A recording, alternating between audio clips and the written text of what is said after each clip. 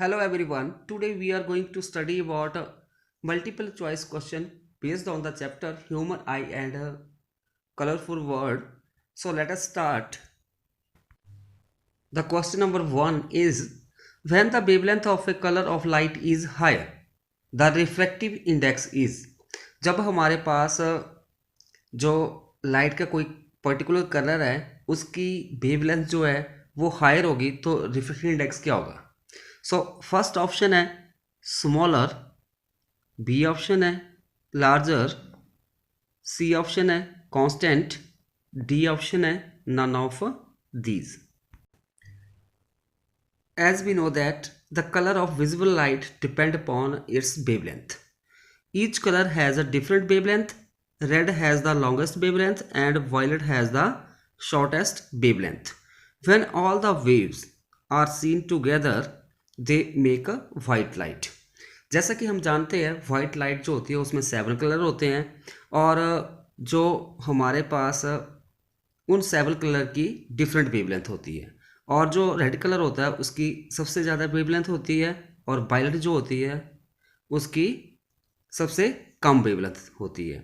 जब ये सारे कलर इकट्ठे होके एक वाइट लाइट बनाते हैं. As we know that reflective index is inversely proportional to the wavelength. Means अगर वेवलेंथ लार्ज होगी रिफ्रैक्टिव इंडेक्स स्मॉल होगा, अगर वेवलेंथ स्मॉल है रिफ्रैक्टिव इंडेक्स लार्ज होगा. सो क्वेश्चन में हमारे पास वेवलेंथ जो है वो लार्ज दी गई है तो उसका रिफ्रैक्टिव इंडेक्स क्या होगा, स्मॉल होगा. So in this question option A is correct. When the wavelength of a colour of white light is higher the refractive index is smaller. Question number 2, what is the reason behind twinkling of stars. जो star जो है वो twinkle करते हैं, टिमटिमाते हैं, उसके पीछे जो रीजन क्या है. ए ऑप्शन है dispersion of star light, B option है reflection of star light, C option है reflection of star light, D option है all of the above. As we know that there is a atmospheric reflection of light of star light. Due to that the star twinkles. Means जो star से light आती है वो अर्थ तक पहुंचने के लिए क्या है, डिफरेंट एटमॉस्फेयर से, मतलब जो एटमॉस्फेयर की जो डिफरेंट लेयर होती है उसमें से पास आउट होकर आती है. उसके कारण क्या है, जो अपेरेंट पोजीशन जो है स्टार की वो हमें डिफरेंट नज़र आती है in case of actual position. So इस तरह से there is a reflections of light through atmosphere, due to that star twinkles. So here option C is the correct option. The twinkling of star is due to the reflections of starlight. Question number 3, which of the following color is the least deviated on passing through a prism. जब हम prism में से किसी light को पास करते हैं तो कौन सा कलर है जो लीस्ट डेविएट होता है. ए ऑप्शन है red, B option yellow, C option violet, D option indigo. So let us see which colour is deviate least while passing through a prism. ये हमारे पास हमने एक प्रिज्म ले ली. अभी हमारे पास ये इंसिडेंट रे जो है मान लो वो ए बी जो सरफेस है उसमें से एंटर हो रही है और एसी सरफेस से जो अब वो अमर्ज होके बाहर निकलेगी तो हमारे पास स्क्रीन के ऊपर हमें 7 कलर अपीयर होंगे और पैटर्न क्या होता है बीबीक्योर का होता है violet, indigo, blue, green, yellow, orange और रेड. सबसे ऊपर रेड होता है और सबसे नीचे वायलेट होता है. तो जो रेड कलर जो है उसमें जो एंगल ऑफ डेविएशन कम होता है, लीस्ट डेविएशन होती है और मैक्सिमम डेविएशन किसी केस में होती है हमारे पास वायलेट कलर में. So in this way A option is correct. Red, when white light passes through a prism it split into 7 colors and the red color is least deviate. Question number 4, at noon the sun appear white as. दोपहर के समय हमें जो सन जो है वो हमें white नज़र आता है इसके पीछे क्या रीज़न होता है? ए ऑप्शन है हमारे पास given, light is least scattered. B option, all the colours of the white light are scattered away. C option है, blue colour is scattered the most. D option है, red colour is scattered the most. At noon, we know that the sun is overhead, and when the sun is overhead, it has less air to travel through. So scattering is reduced if the distance to be traveled in air is reduced. Therefore, the least amount of scattering occurs, which result in the appearance of a white light. क्या होता है दोपहर के इसमें जो हमारा सन होता है वो हमारे सर के ऊपर होता है, मतलब ओवरहेड। और वहाँ पे क्या होता है, वहाँ से जो सन से लाइट आ रही है अर्थ के ऊपर, उसको कम डिस्टेंस कवर करना पड़ती है। कम डिस्टेंस होने के कारण वहाँ पे स्कैटरिंग जो है वो कम हो पाती है। इस तरह से जो हमारे पास जो है वाइट लाइट नज़र आती है, मतलब हमें जो सन जो है दोपहर को वाइट नज़र आता है। So A is the correct option. At noon the sun appear white because of light is least scattered. Question number 5. In the following diagram, the correctly marked angles are. हमारे पास प्रिज्म दी गई है, यहाँ पे जो angle दिया हुआ जैसे angle of incidence, emergence, रिफ्रैक्शंस और एंगल ऑफ डेविएशन। तो यहाँ पे जो एंगल दिए हैं वो कौन से करेक्ट है? देखो हमारे पास जो ये इंसिडेंट रे और नॉर्मल के बीच जो एंगल ऑफ इंसिडेंस, ये तो करेक्ट है। अभी जो हमारे पास यहाँ पे आप देख सकते हो जो ये आर एंगल ऑफ रिफ्लेक्शन किसके बीच में है? रिफ्लेक्टेड रे और नॉर्मल के बीच में, ये भी सही है। तो यहाँ पे जो एंगल ऑफ इमर्जेंस जो दिया हुआ है वो ठीक नहीं है, क्योंकि यहाँ पे डी लिखा हुआ है। डी क्या होता है? एंगल ऑफ डेविएशन होता है। और जहाँ पे ई लिखा हुआ है वो हमारे पास वहाँ पे आएगा डी, और जहाँ पे डी है वहाँ पे ई आएगा। तो यहाँ पे हमारे पास जो सी ऑप्शन जो वो करेक्ट ऑप्शन होगी। एंगल आई, एंगल आर और ये जो एंगल ए है एंगल ऑफ प्रिज्म, ये सही है। So here C option is the correct option. Question number 6. Which of the following dispersion is correct? देखो यहाँ पे प्रिज्म में से लाइट पास हो रही है और dispersion of light takes place कर रही है। तो यहाँ पे जो 4 ऑप्शन है इनमें से कौन सी ऑप्शन में जो लाइट बाहर निकली और उसके लिए जो पैटर्न है वो सही है? तो यहाँ पे देख सकते हो फर्स्ट ऑप्शन में वाइट लाइट एंटर कर रही है और नीचे ब्लू, ऊपर रेड। तो बीबक्योर का पैटर्न होता है violet, indigo, blue, green, yellow, orange, red. ये हमारे पास सही है। बी ऑप्शन देख लो आप, वाइट लाइट है, ऊपर ब्लू आ रहा है, सबसे ऊपर रेड होता है, ये गलत है। और सी ऑप्शन जो है यहाँ पे भी ब्लू ऊपर है, ये भी रॉन्ग है। और डी ऑप्शन ये भी रॉन्ग है। सो यहाँ पे जो है हमारे पास A option is the correct option. Question number 7. When a ray passes through a prism, जब कोई रे ऑफ लाइट प्रिज्म में से पास आउट होती है, ए ऑप्शन है it goes undeviated. B option है it remains parallel to the base. C option है it bends towards the base. And D option है none of the above. So let us see in the diagram. आप देख सकते हो कि जब ये वाइट लाइट जो है प्रिज्म के अंदर एंटर की तो ये it bends towards the base, मतलब बेस की तरफ वो मुड़ जाती है। और जब बाहर निकलती है मर्ज होके तो इस तरह से आपके पास 7 कलर आपके पास अपीयर होते हैं। So C option is the correct option. When a ray of light passing through a prism it bends towards the base. Question number 8. The angle at which the ray gets deviated is called. वो angle जिसके ऊपर जो रे of light जो है वो deviate होती है उसको हम क्या बोलते हैं? Angle of deviation. B option है angle of dispersion. C angle of emergence. D refracted angle. So यहाँ पे हमारे पास जो है A option is the correct option. The angle at which the ray get deviated is called angle of deviation. Question number 9. Splitting of white light into 7 color. On passing through a glass prism is called. जब कोई रे of light glass prism में से pass out होकर जाती है तो वो सेवल कलर में स्प्लिट हो जाती है।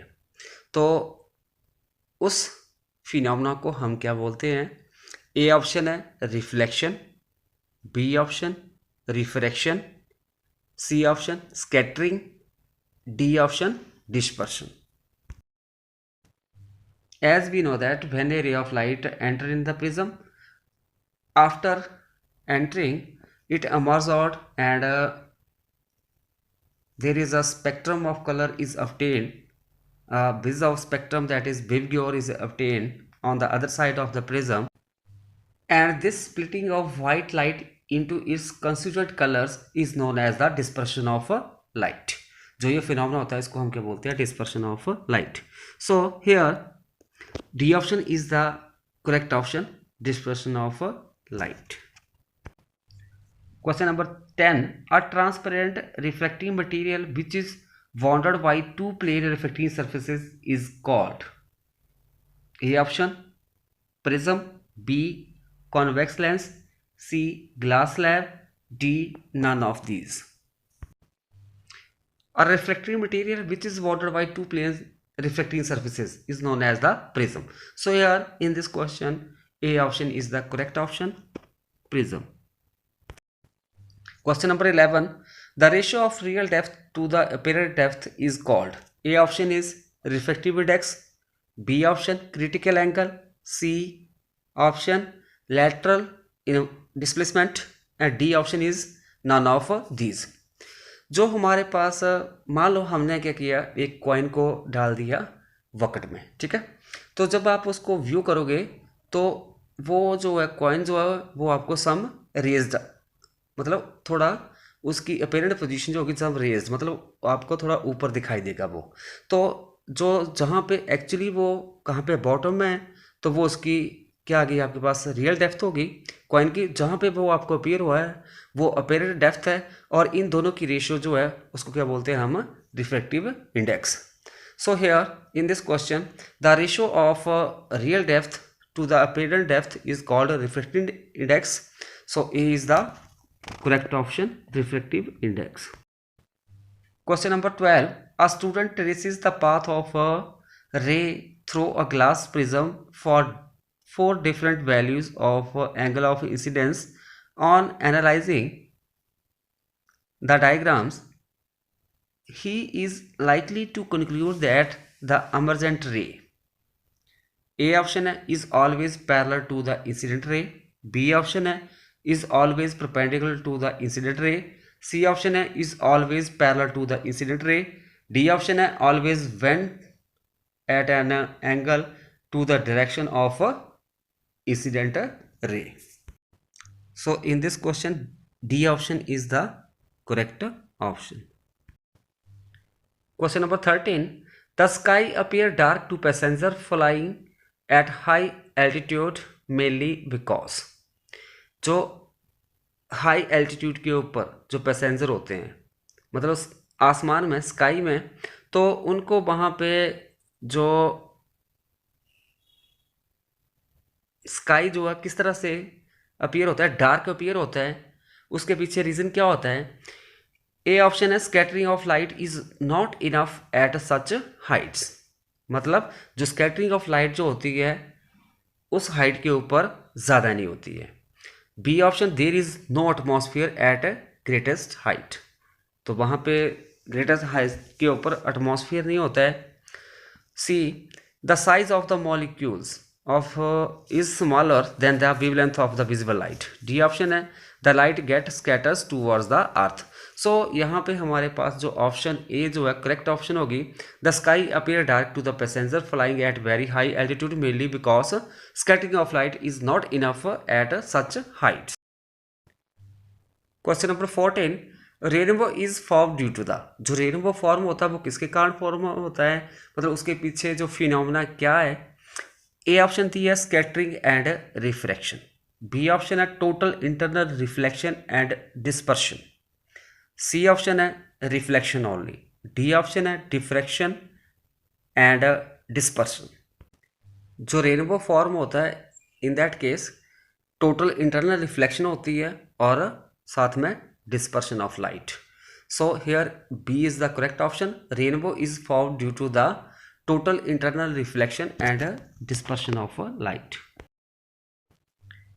Question number 15. Which of the following phenomena of light are involved in the formation of a rainbow? मतलब जब रेनबो फॉर्म होता है तो कौन सा फिनोमेना करता है? As you see in the figure, जब आपके पास वाइट लाइट आ रही है सन से और जो ये ड्रॉप है वाटर ड्रॉप, इसमें जब एंटर करेगी तो पहले रिफ्लेक्शन होगी, फिर यहाँ पे रिफ्लेक्शन, फिर रिफ्रैक्शन. तो इस तरह से हमारे पास इसमें क्या जाएगा, रिफ्रैक्शन भी होती है, रिफ्लेक्शन भी होती है, उसको हम क्या बोलते हैं total internal reflection of light, और साथ में dispersion of light. Means light enter कर रही है, उसके बाद रिफ्लेक्शन हो रही है, रिफ्लेक्शन हो रही है और मर्ज होकर बाहर निकल रही है, और इस तरह से आपके पास आपको सेवरल कलर अपीयर हो रहे हैं. क्योंकि ये जो हमारे पास ड्रॉप जो है वाटर ड्रॉप है, ये हमारे पास किस तरह से बिहेव करती है, एज अ प्रिज्म बिहेव करती है. So C is the correct option. In the case of rainbow, refraction, dispersion and internal reflection takes place. Question number 16. The spectrum produce by the white light by a prism is called.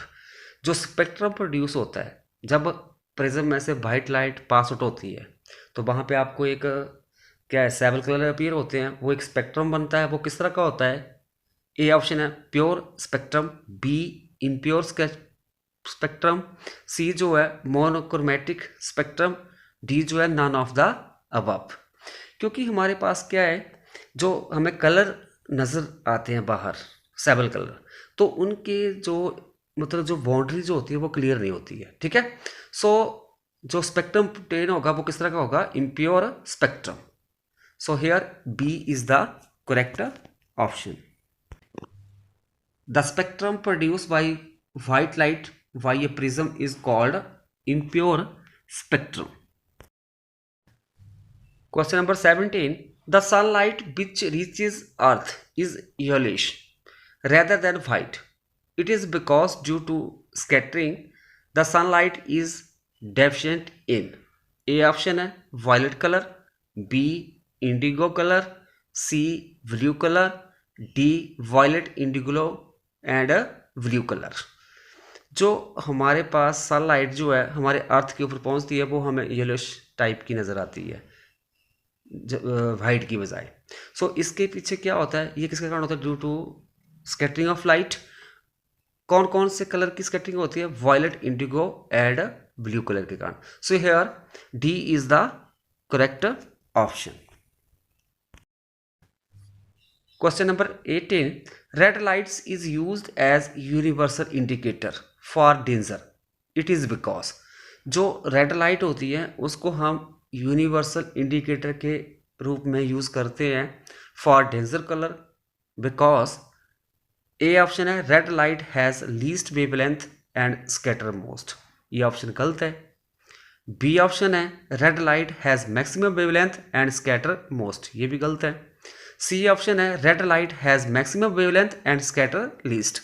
क्योंकि जो red light होती है उसकी maximum wavelength होती है और वो scatter क्या करता है, लेस स्कैटर करता है. इसके कारण क्या होता है, जो डेंजर सिग्नल जो होते हैं उसको हम मतलब रेड कलर का वहाँ पे हम यूज़ करते हैं. So red light is use as universal indicator for danger because it has maximum wavelength and scatter least. Question number 19. Splitting of white light into several colour on passing through a glass prism is called.